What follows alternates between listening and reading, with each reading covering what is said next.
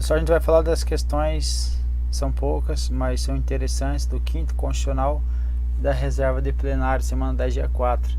A primeira questão vai falar que 1/5 das vagas de magistrado de todos os tribunais superiores é destinado aos membros da advocacia, eleitos por meio de uma lista tríplice indicada pela OAB. Então veja, tem dois erros. Primeiro, não são todos os tribunais. O quinto ele vai servir para os TRTs, por exemplo, para o TRF e para os TJs, aí, ou TJ, DFT, ou os tribunais de justiça dos estados. Ok? Tribunais superiores, por exemplo, o STJ, ele reserva 1/3 para os membros da advocacia, ou seja, para os advogados, advocacia privada, ok? Então não é para todos, então está errado. Outra coisa, eleitos por meio de uma lista tríplice indicadas pela OAB, também não é uma lista tríplice, é uma lista sextupla, perfeito? Então a OAB encaminha uma lista sextupla para quem? Para o Tribunal Regional Federal, por exemplo, ou para um Tribunal de Justiça. Essa Tribunal de Justiça vai encaminhar uma lista tríplice ao chefe do executivo, que vai escolher um deles. Quem é o chefe do executivo nesse caso aqui? Presidente da República. Nesse caso aqui, governador do estado ou do DF. Perfeito? Então é isso que diz o artigo 94. Vamos ver. 1/5 dos lugares dos TRFs, dos tribunais de estados e do DF será composto de membros do MPU, então quando for TRF, ou MPE quando for estadual. Todos os dois, então, com mais de 10 anos, os advogados, notório saber jurídico, de reputação ilibada, também com mais de 10 anos de efetiva atividade profissional, indicados, lista sextupla pelos órgãos de representação das respectivas classes. A respectiva classe do ordem dos advogados é a OAB, Ordem dos Advogados do Brasil. Então é uma lista sextupla, como eu falei. Aí quem vai receber essa lista aqui vai ser um tribunal, que vai formar uma lista tríplice, que vai enviar para o Poder Executivo, e vai ser o que nos 20 dias subsequentes escolherá um de seus integrantes para nomeação, ok? Então é assim que funciona. E lá no STJ, relembrando, o STJ, eu tenho 1/3 em partes iguais dentre os advogados e membros do Ministério Público Federal, Estadual e Distrito Federal. Ok? E o restante? 1/3 entre juízes dos TRFs, 1/3 dos desembargadores dos tribunais de justiça. Então o gabarito está errado. A regra do quinto constitucional se aplica aos tribunais regionais federais. Sim, aos tribunais de estados, ao TJDFT e aos tribunais do trabalho. Veja que eu indo para o artigo, voltando aqui ao artigo 94, ele vai falar que são o quinto para quem? TRF, vou riscar aqui para facilitar. 1/5 para o TRF, para os TJ dos estados e do DF territórios. Eu vejo que aqui não tem o TRT, mas o que aconteceu? Então volta aqui o 2. Mas teve o que? O artigo 115 da Constituição Federal foi alterado pela emenda constitucional 45 de 2004 e estendeu para quem? Para os TRTs, compõe-se no mínimo de 7 juízes, recrutados quando possível, na respectiva região, nomeados pelo Presidente da República, dentre brasileiros com mais de 30 e menos de 65 anos. Então, TRF, TRT, 30 anos, lembra disso. Tribunais Superiores, 35. Emenda constitucional aqui, 45, 2004. Ó, 1/5 dentre advogados com mais de 10 anos de efetiva atividade profissional e de membros então do MPT com mais de 10 anos de efetivo exercício, observado aí o artigo 94 que a gente acabou de ver. Perfeito? E os demais são mediante promoção aí dos juízes do trabalho. Então veja que temos sim então a possibilidade dos TRTs, TRFs e os tribunais de justiça, incluído o TJDFT aí, na regra do 5º constitucional.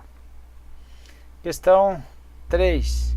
Um advogado que, em virtude do 5º constitucional, ele for nomeado desembargador, ou seja, juiz de 2º grau, em um tribunal de justiça estadual, adquirirá a vitaliciedade imediatamente, sem a necessidade de aguardar 2 anos de exercício. A regra é o que? 1º grau, juiz de 1º grau, ele adquire a vitalicidade. Então vou colocar aqui vitalicidade. Quanto tempo? Após 2 anos de exercício. Já no 2º grau, eu vou ser o que? Após a posse.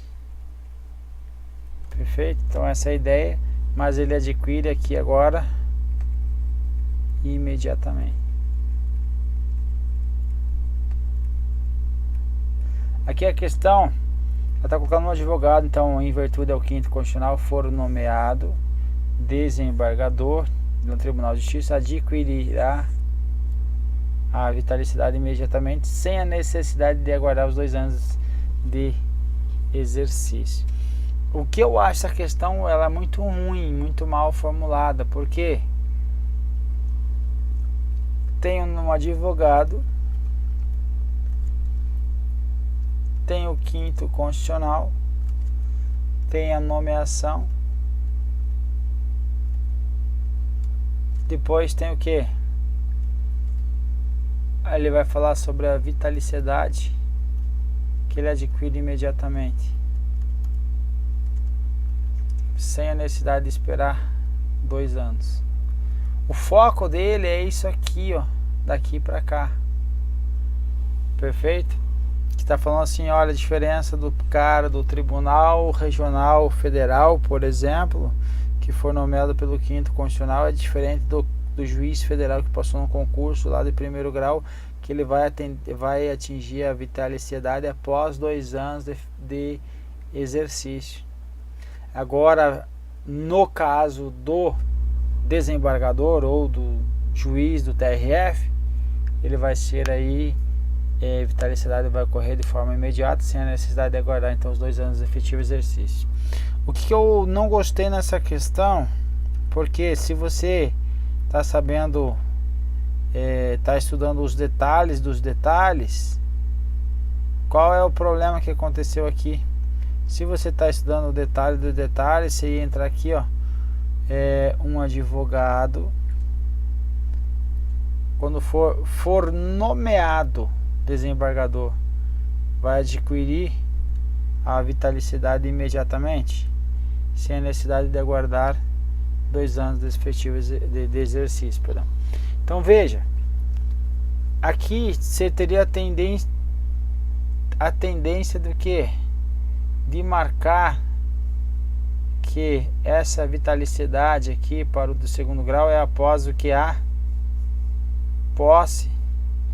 E a questão te traz aí o cara que for nomeado. Obviamente quem está na posse,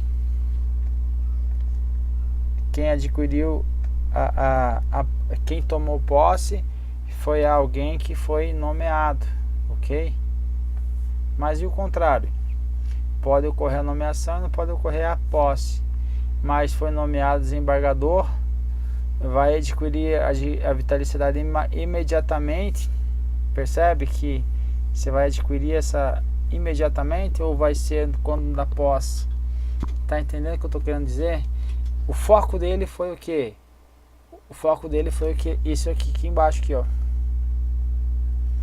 Que juiz de primeiro grau adquire vitaliciedade após 2 anos de exercício. O do segundo grau é após a posse, ou seja, imediatamente. Só que ele não colocou a posse, ele colocou a nomeação, mas o foco dele foi sem a necessidade dos 2 anos. Então, questão mal formulada, a meu ver, ok? Questão era gabarito merecia aí ser anulado ou marcado como errado, mas a questão foi certa porque o foco foi aqui, esse aqui, sem a necessidade de aguardar os 2 anos de exercício, que é o que está previsto aqui no artigo 95, ó. Vitaliciedade que no primeiro grau só será adquirida após 2 anos de exercício. Então, no primeiro grau tem que esperar esses 2 anos de exercício. Nos tribunais regionais, ou nos TJs, que é o caso do desembargador, então no caso dele não precisa esperar esses 2 anos, mas não é com a nomeação, ok? Mas fica a crítica aí para essa questão aí, ok? Questão aí eu achei muito mal formulada. Questão 4. Situação hipotética, embora não tenha declarado expressamente a inconstitucionalidade de determinada lei, uma turma do STJ determinou sua não incidência parcial em determinado caso concreto. Nesse caso, fica configurada a violação à cláusula de reserva de plenário. Então, isso aqui é uma questão que vai cair para a área específica aí, perfeito? A área de formação jurídica. Então, veja, o que ele está trazendo aqui? Ele está trazendo o entendimento do artigo 97. O artigo 97 vai falar que somente pelo voto da maioria absoluta de seus membros ou dos membros do respectivo órgão especial poderão os tribunais declarar a inconstitucionalidade de lei ou ato normativo do poder público, ok? Então é o tal de reserva de plenário que o pessoal chama, perfeito? Mas olha que diz a súmula número 10. Viola a cláusula de reserva de plenário, então artigo 97, a decisão de órgão fracionário de tribunal. Órgão fracionário, não leia-se quem? Os órgãos especiais, lembro?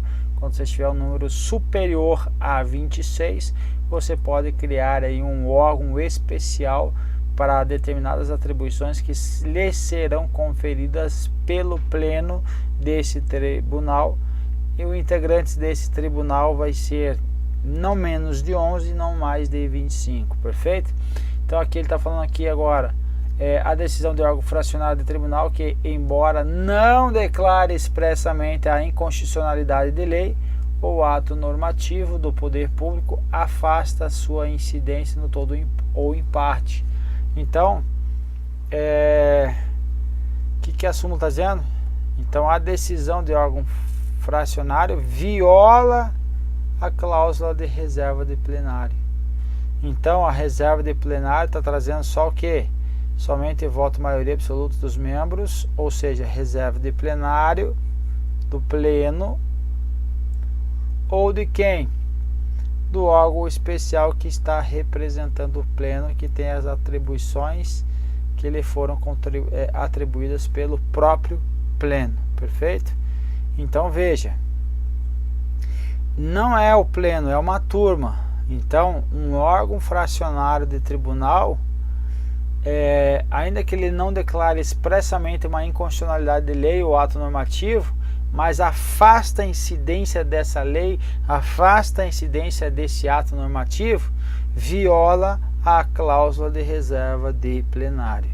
Então é isso que está dizendo a questão? Sim, nesse caso fica configurada a violação à cláusula de reserva de plenário. Por quê?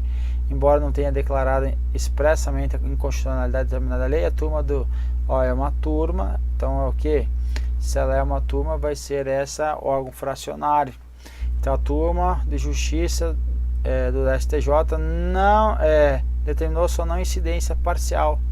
Então, incidência parcial, recaiu aqui, ó, afasta a incidência no todo ou em parte parcial. Então, correta a questão. E aí o examinador vai ficar brincando com essa reserva de plenário. Olha só, no exercício do controle difuso de constitucionalidade, a gente não vai estudar o controle de constitucionalidade e de inconstitucionalidade. Por que ação direta de inconstitucionalidade? Porque são poucas as áreas administrativas que cobram. Quando cobrarem, tiver no edital, eu vou trazer aí um módulo específico para controle de constitucionalidade, perfeito? Ou ação direta de inconstitucionalidade também. No exercício do controle difuso de constitucionalidade, o tribunal que, em decisão do órgão fracionário, afastar a incidência. Então, o órgão fracionário afastou a incidência em parte de ato normativo do poder público ou de lei, sem declarar expressa sua inconstitucionalidade, viola a cláusula de reserva de plenário. Acabamos de ver, sim, vamos ler de novo. Viola a cláusula de reserva de plenário a decisão de órgão fracionário de tribunal que, embora não declare a inconstitucionalidade de lei ou de ato normativo do poder público, afasta a incidência do todo ou em parte. Então, viola. Questão 6. Órgão fracionário de tribunal que afasta a incidência no todo ou em parte de lei ou ato normativo, ainda que não declare expressamente a inconstitucionalidade, violará a cláusula de reserva de plenário. Perfeito? Novamente eu vou ler. Viola a cláusula de reserva de plenário a decisão de órgão fracionário. Órgão fracionário não é quem? O pleno, e também não é o órgão especial. Então, embora não declare expressamente a inconstitucionalidade de lei ou ato normativo do poder público, afasta sua incidência no todo ou em parte. Então, viola a cláusula de reserva de plenário. E a última questão. 7. Decorre da aplicação da súmula vinculante 10. Isso aqui é um pouquinho melhor, mais elaborado agora, que é o caso da cláusula de reserva do plenário, que é violada pelo órgão fracionário que, embora não declare expressamente a inconstitucionalidade de lei ou ato normativo do poder público, mas afasta a incidência no todo ou em parte. Então, veja, decorre da aplicação dessa súmula a desnecessidade de a parte formular pedido de deslocamento de incidente de constitucionalidade para o pleno do tribunal. Então, ocorreu aí algo que está em conflito, a parte não necessariamente vai ter o quê? Vai ter a desnecessidade dela agir para formular pedido de deslocamento de incidência de constitucionalidade para o pleno do tribunal. Por quê? O envio é dever de ofício do órgão fracionário. Então, teve problema aí na interpretação da lei. Ele não pode, então, declarar expressamente uma inconstitucionalidade da lei ou do ato normativo. Ele vai encaminhar para quem? Para o pleno do tribunal. Onde está previsto isso? STF também vai dizer que não há necessidade de pedido das partes para que haja o deslocamento de incidente de inconstitucionalidade para o pleno do tribunal.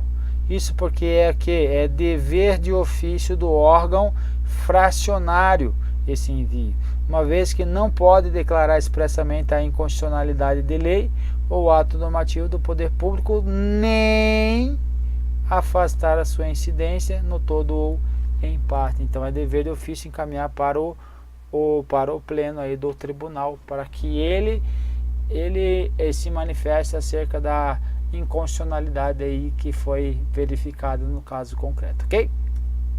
Então, correto. E assim a gente termina aí a primeira bateria de 14 apenas questões aí, ok? Beleza?